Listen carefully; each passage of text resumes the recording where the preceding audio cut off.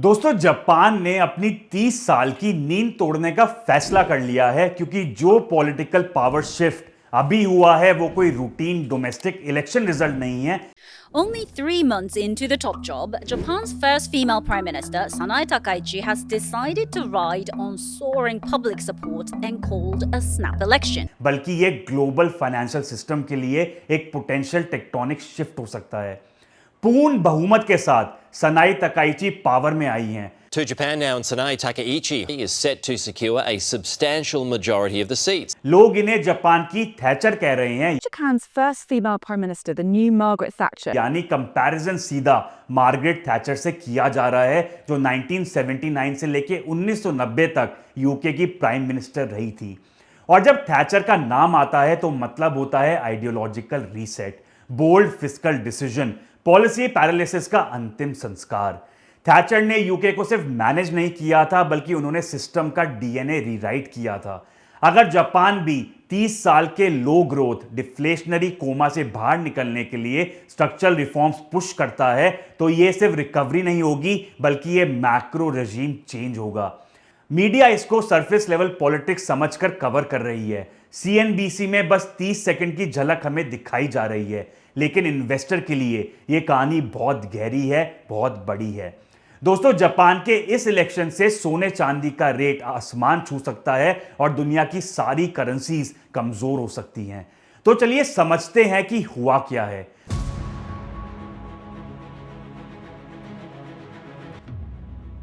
Japan की नई prime minister बनी है सनाए Takaichi. Now to Japan, where the lower house of Japan's parliament has appointed the country's first female prime minister, Sanae Takaichi. और जीत भी ऐसी वैसी नहीं बल्कि 2/3 सुपर मेजॉरिटी। इसका मतलब no gridlock, no coalition drama, no endless compromise, बस pure mandate, pure power. और ये लेडी कौन है? पहला, ये हैं स्ट्रॉन्ग नेशनलिस्ट, यानी जापान की आइडेंटिटी, सॉवरेनिटी और डिफेंस इनकी टॉप प्रायोरिटी हैं। दूसरा, चाइना के अगेंस्ट अनअपोलोजेटिकली फर्म स्टांस रखती हैं। तीसरा और सबसे क्रिटिकल, ये हैं एग्रेसिवली प्रो स्टिमुलस, यानी गवर्नमेंट स्पेंडिंग, टैक्स कट्स जैसे टूल्स यूज करने में एक सेकंड नहीं सोचेंगी। इन्होंने वोटर से यह प्रॉमिस किया है कि मैं आपकी पॉकेट में ज्यादा पैसा डालूंगी, 2 साल के लिए फूड टैक्स सस्पेंड करूंगी जिससे लोग ज्यादा खर्चा करेंगे और सिस्टम में लिक्विडिटी बढ़ेगी। Prime Minister Sanae Takaichi announced the Liberal Democratic Party will suspend the 8% consumption tax on food for 2 years. सुनने में अच्छा लगता है, लेकिन यह पॉलिटिकल प्लेबुक का क्लासिक चैप्टर है, पैसा बांटो और पॉपुलैरिटी कमाओ। लेकिन कहानी यहां खत्म नहीं होती बल्कि यहां से इंटरेस्टिंग होनी शुरू होती है, तो ध्यान से समझना। इन प्रोमिसेस का असर दिखना शुरू हो चुका है क्योंकि इलेक्शन के तुरंत बाद जापान में इंटरेस्ट रेट बढ़ गए। This chart shows the yield on 30-year Japanese government bonds. They've been trending up for a while, but as you can see, they suddenly spiked on Monday. That's because of some of the pledges that the Prime Minister has been making. 1999 के बाद highest level पर आ गए। सोचिए, 25 साल का record टूट गया। Japan जो 3 डेकेड से फ्री मनी का देश था, यानी जीरो इंटरेस्ट रेट पे पैसा मिलता था और कभी कभी ये इंटरेस्ट रेट नेगेटिव भी हो जाता था, वो 2% से ज्यादा पर आ गया। जापान के कॉन्टेक्स्ट में ये कोई छोटा मूव नहीं है, ये एक फाइनेंशियल अर्थक्वेक है। बैंक ऑफ जापान, जो जापान का सेंट्रल बैंक है, उसने सालों तक अल्ट्रा लो रेट्स और यील्ड कर्व कंट्रोल मेंटेन किया था, लेकिन अब बॉन्ड मार्केट पॉलिटिक्स से पहले सिग्नल दे रहा है क्योंकि बड़े बड़े फाइनेंशियल एक्सपर्ट्स ये जानते हैं कि अगर स्पेंडिंग बढ़ेगी जापान में तो प्राइसेस बढ़ेगा, यानी इन्फ्लेशन बढ़ेगी। और इन्वेस्टर को बस रियल रिटर्न से मतलब होता है, यानी नॉमिनल रिटर्न माइनस इन्फ्लेशन, जिसकी वजह से वो गवर्नमेंट बॉन्ड पे ज्यादा यील्ड डिमांड कर रहे हैं, यानी रिटर्न इतना तो मिले कि इन्फ्लेशन से बच सके। इन्फ्लेशन एक्सपेक्टेशंस शिफ्ट हो रही हैं और यहां से ग्लोबल कहानी शुरू होती है।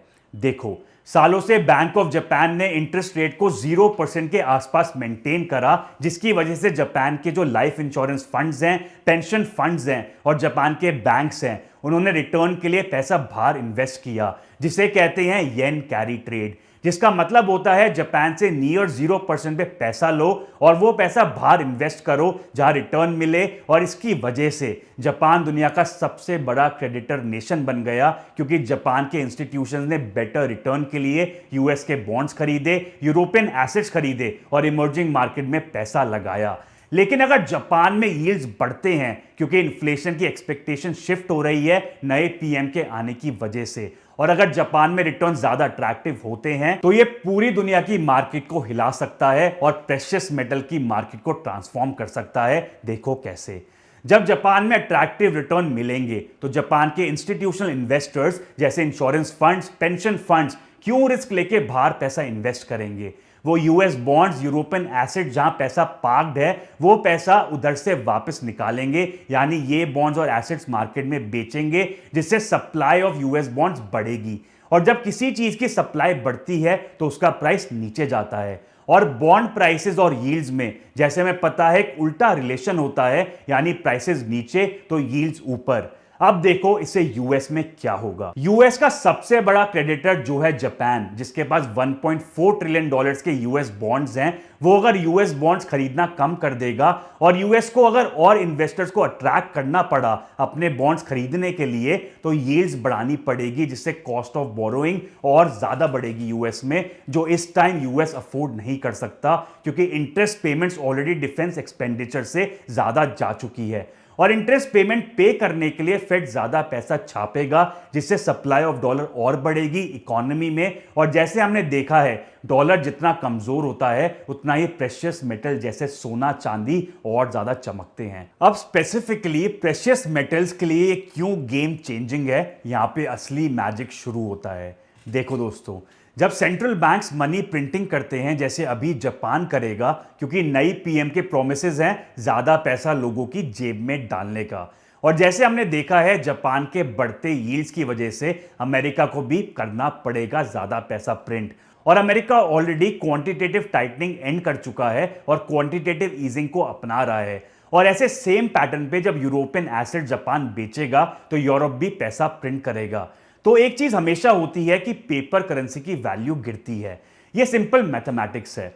जब आप किसी चीज की ज्यादा सप्लाई क्रिएट करते हो तो उसकी वैल्यू ऑटोमेटिकली कम हो जाती है।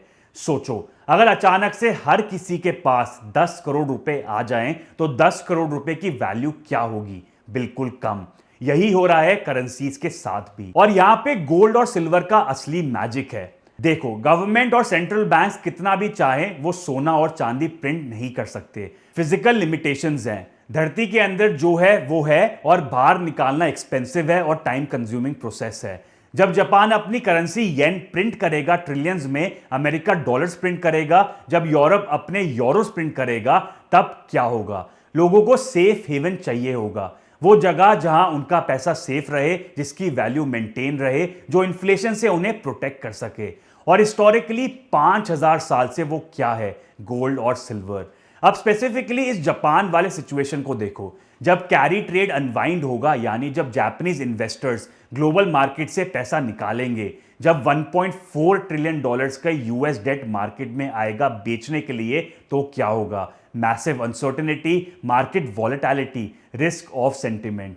और जब मार्केट अनसर्टेन होती है, पैनिक होता है मार्केट में, तो पैसा कहां भागता है? सेफ हेवन एसेट में, जो है गोल्ड और सिल्वर, जो सबसे पुराने और सबसे ट्रस्टेड सेफ हेवन एसेट्स हैं। हमने ये 2008 फाइनेंशियल क्राइसिस में भी देखा, कोविड क्रैश में भी देखा, हर मेजर क्राइसिस में ये चीज देखी है। जब अनसर्टेनिटी बढ़ती है, गोल्ड शाइन करता है। सिल्वर की बात करो तो वो और भी ज्यादा इंटरेस्टिंग है। सिल्वर में 2 क्वालिटीज हैं, वो एक प्रेशियस मेटल भी है और इंडस्ट्रियल मेटल भी। इसका मतलब क्या है? जब इन्फ्लेशन बढ़ता है और करेंसी डी वैल्यू होती है तो वो गोल्ड की तरह सेफ हेवन एसेट की तरह काम करता है, पर साथ में सिल्वर इलेक्ट्रॉनिक्स में भी यूज होता है, सोलर पैनल्स में, बैटरीज में, इलेक्ट्रिक व्हीकल्स में, टेक्नोलॉजी में। तो अगर ये सारी governments, Japan, America, Europe, infrastructure spending करते हैं, ग्रीन एनर्जी में इन्वेस्ट करते हैं, डिफेंस में खर्चा करते हैं, तो सिल्वर की इंडस्ट्रियल डिमांड भी बढ़ेगी। ये डबल प्ले है, मॉनेटरी डिमांड भी और इंडस्ट्रियल डिमांड भी। एक और क्रिटिकल पॉइंट यह है कि गोल्ड और सिल्वर को स्टोर ऑफ वैल्यू भी कहते हैं और करेंसी हेज भी। जब जापान का येन वीक होगा एक्सेसिव प्रिंटिंग से, जब डॉलर वीक होगा अमेरिका की प्रिंटिंग से, जब यूरो वीक होगा यूरोप की प्रिंटिंग से, तो क्रॉस कंट्री में गोल्ड और सिल्वर स्ट्रांग रहेंगे। ये ग्लोबल फिनोमिना है। चाहे तुम इंडिया में हो, अमेरिका में हो, जापान में हो, यूरोप में हो, गोल्ड सोना ही है, सिल्वर चांदी ही है। हर जगह उसकी वैल्यू रिकग्नाइज होती है। कोई गवर्नमेंट का कंट्रोल नहीं है इस चीज पर। कोई सेंट्रल बैंक इसे मैनिपुलेट नहीं कर सकता लॉन्ग टर्म में। और फिजिकल गोल्ड और सिल्वर का एक और एडवांटेज है, काउंटर पार्टी रिस्क बिल्कुल नहीं है। इसका क्या मतलब है? अगर तुम्हारे पास स्टॉक है तो वो कंपनी की परफॉर्मेंस पर डिपेंड करता है। अगर बॉन्ड है तो गवर्नमेंट या कंपनी डिफॉल्ट ना कर जाए, इसका सबसे बड़ा ये रिस्क है। पर अगर तुम्हारे पास फिजिकल गोल्ड कॉइन है, सिल्वर बार है, तो वो तुम्हारा ही है। कोई बैंक्रप्सी रिस्क नहीं है, कोई डिफॉल्ट रिस्क नहीं है, कोई कंपनी फेलियर रिस्क नहीं है, बस प्योर ओनरशिप। इस अनसर्टेन टाइम में ये पीस ऑफ माइंड बहुत ज्यादा वैल्यूएबल है। तो इसका ग्लोबल इंपैक्ट क्या होगा? यहां पे आती है असली बात। वॉल स्ट्रीट के एक्सपीरियंस मेंटोर्स जो 20, 30, 50 साल से मार्केट को देख रहे हैं, उनका एक गोल्डन रूल है, when government print, own what can't be print. और वो क्या है? गोल्ड और सिल्वर। दोस्तों, यहां पे असली गेम समझना पड़ेगा। जब एक सेंट्रल बैंक मनी प्रिंट करता है तो दूसरों को भी करना पड़ता है। क्यों? क्योंकि अगर जापान प्रिंट करता है यानी येन की सप्लाई बढ़ती है तो येन वीक होता है, मतलब जापानीज एक्सपोर्ट्स सस्ते हो जाते हैं और दूसरी कंट्रीज के एक्सपोर्ट्स महंगे। तो यूरोप क्या करेगा? वो भी प्रिंट करेगा। अमेरिका क्या करेगा? वो भी प्रिंट करेगा। चाइना क्या करेगा? वो भी प्रिंट करेगा। यह है करेंसी डीवैल्यूएशन की रेस। जब सबकी करेंसी वीक, सबका पैसा कम वैल्यूएबल। और इस रेस में कौन जीतता है? प्रेशियस मेटल्स, क्योंकि वो किसी भी एक कंट्री की करेंसी में नहीं है, वो यूनिवर्सल मनी है। जब सब करेंसीज वीक हो रही हैं तो रिलेटिवली गोल्ड और सिल्वर स्ट्रांग हो रहे हैं। ये मैथमेटिकल सर्टेनिटी है। प्लस जब कैरी ट्रेड अनवाइंड होता है, जब 1.4 ट्रिलियन डॉलर का पैसा मार्केट से निकलता है, जब वॉलेटिलिटी बढ़ती है, तो सेंट्रल बैंक्स खुद क्या करते हैं? वो अपने गोल्ड रिजर्व्स बढ़ाते हैं। चाइना भी गोल्ड खरीद रहा है रिकॉर्ड अमाउंट पे, रशिया गोल्ड खरीद रहा है, इंडिया का आरबीआई खुद गोल्ड खरीद रहा है, सेंट्रल बैंक्स खुद गोल्ड एक्यूमुलेट कर रहे हैं, क्योंकि वो ये चीज जानते हैं कि फिएट करेंसीज अब अनरिलायबल हैं। अब प्रैक्टिकल बात करते हैं। चलो, कैसे पोजीशंस लो? पहला, फिजिकल मेटल लो अगर पॉसिबल है, कॉइन्स, बार्स जो तुम्हारे पास फिजिकली रहे। इस जापान वाले सिचुएशन में जब अनसर्टेनिटी बढ़ेगी, जब कैरी ट्रेड अनवाइंड होगा, तो करेंसीज और ज्यादा वॉलेटाइल होंगी। फिजिकल पोजेशन बहुत ही ज्यादा इंपॉर्टेंट है। दूसरा, ट्रस्टेड ईटीएफ्स में इन्वेस्ट कर सकते हो अगर फिजिकल स्टोरेज इशू है, पर मेक श्योर वो ईटीएफ्स बैक्ड हो एक्चुअल मेटल से, पेपर प्रोमिसेस से नहीं।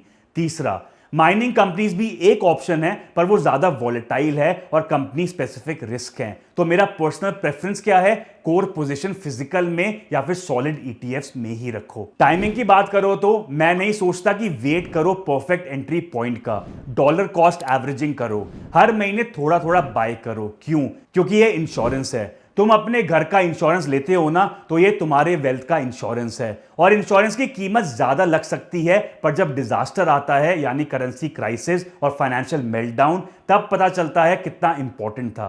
प्लस जब एक कैरी ट्रेड अनवाइंड होगा, जब वॉलेटिलिटी आएगी, तब डिप्स होंगे गोल्ड और सिल्वर में भी, फोर्स सेलिंग होगी, मार्जिन कॉल्स बढ़ेंगी, तब बाइंग अपॉर्चुनिटी होगी। कैश रेडी रखो उन डिप्स को बाय करने के लिए। लास्ट पॉइंट, एलोकेशन की बात करें तो फाइनेंशियल एडवाइजर्स ट्रेडिशनली कहते हैं 5 से 10% पोर्टफोलियो में गोल्ड रखो। लेकिन इस एनवायरनमेंट में जहां जापान मनी प्रिंट कर रहा है, जहां कैरी ट्रेड अनवाइंड हो रहा है, जहां सारी major economies currency devaluation race में है, जहां डेट लेवल हिस्टोरिक हाई पर है, मैं पर्सनली सोचता हूं 15 से 25% भी रीजनेबल है प्रेशियस मेटल्स में। और इसके साथ साथ सिल्वर में भी पोजीशन रखो, क्योंकि वो गोल्ड से ज्यादा वॉलेटाइल है, मतलब ज्यादा अपसाइड पोटेंशियल भी है रैली शुरू होने के बाद।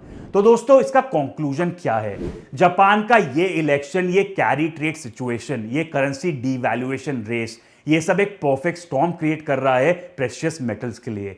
गोल्ड और सिल्वर वही एसेट्स हैं जो गवर्नमेंट प्रिंट नहीं कर सकती, वही एसेट्स हैं जो 5000 साल से वैल्यू प्रिजर्व करते आ रहे हैं, वही एसेट्स हैं जो हर करेंसी क्राइसिस में, हर फाइनेंशियल क्राइसिस में शाइन करते हैं।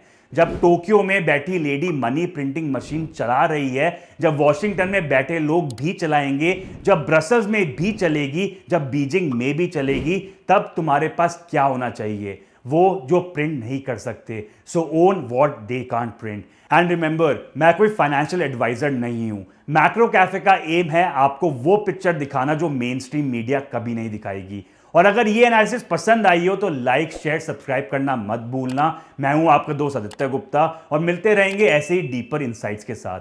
Till then, stay informed, stay smart. जय हिंद।